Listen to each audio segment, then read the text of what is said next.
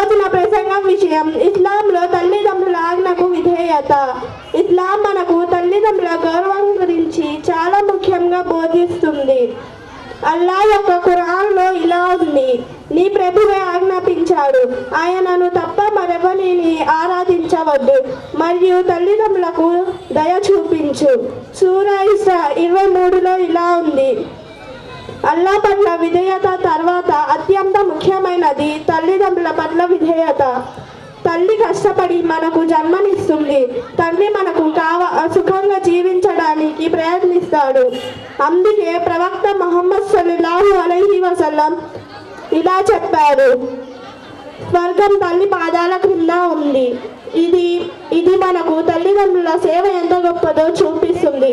వారి మాట వినడం, గౌరవించడం, వారికి సహాయం చేయడం ఇవన్నీ ముస్లింకి కర్తవ్యాలు. తల్లిదండ్రులు మనకు దువా చేస్తే మన జీవితంలో బర్కత్ వస్తుంది. కాబట్టి మనం ఎల్లప్పుడూ వారి ఆజ్ఞకు విధేయులుగా ఉండాలి. చివరగా అల్లా సంతోషం తల్లిదండ్రుల సంతోషంలో ఉంది. అల్లా ఇష్టత తల్లిదండ్రుల ఇష్టతలో ఉంది. ధన్యవాదములు. జజాకల్లాహు ఖైర్.